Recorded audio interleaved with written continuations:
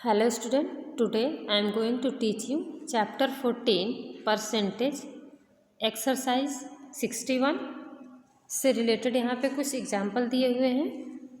Converting a fraction और ए decimal into percentage. Fraction को और डेसिमल को हम परसेंटेज में कैसे कन्वर्ट करते हैं उसको हम यहाँ पे सीखेंगे। एग्जाम्पल थर्ड है convert each of the following fraction into a percentage. तो सबसे पहले हम फ्रैक्शन को कैसे परसेंटेज में चेंज करते हैं उसको देखेंगे। तो यहाँ पे दिया हुआ है ए नंबर पे 9/25। तो 9/25 को परसेंटेज में हम कैसे चेंज करते हैं।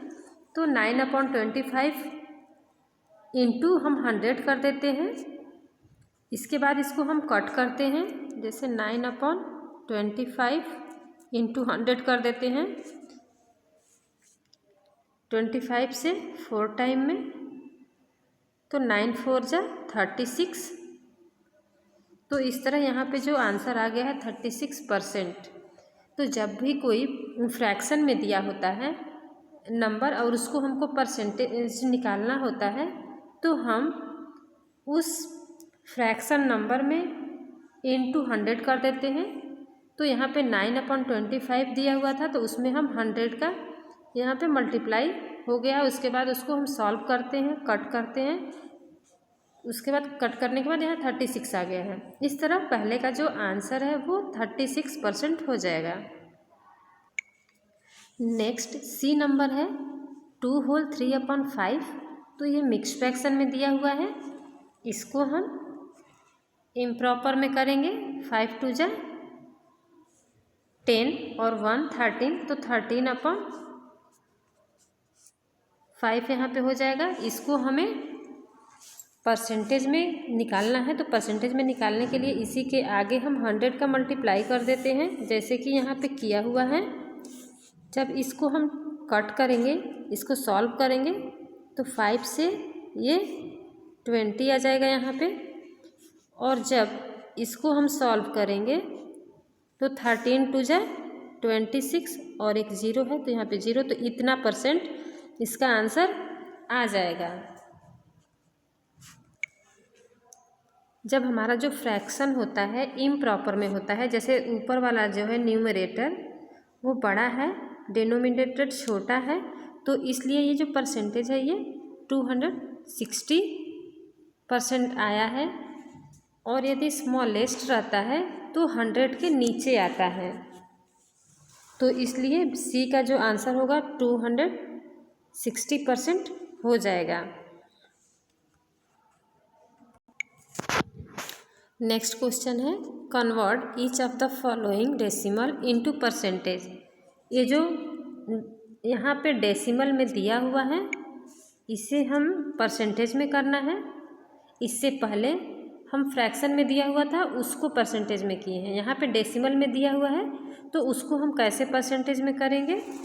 तो यहाँ पे 0.6 है ए नंबर पे, तो 0.6 इंटू हम 100 कर लेते हैं। जब भी हमको परसेंटेज निकालना रहता है तो जो भी नंबर दिया होता है, चाहे वो फ्रैक्शन में हो या फिर पॉइंट में हो, उसमें हम 100 का मल्टीप्लाई कर देते हैं।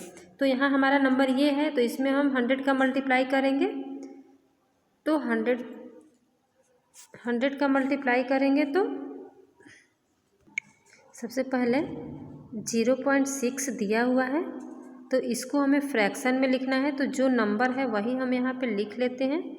अपॉन में हम 1 कर देते हैं।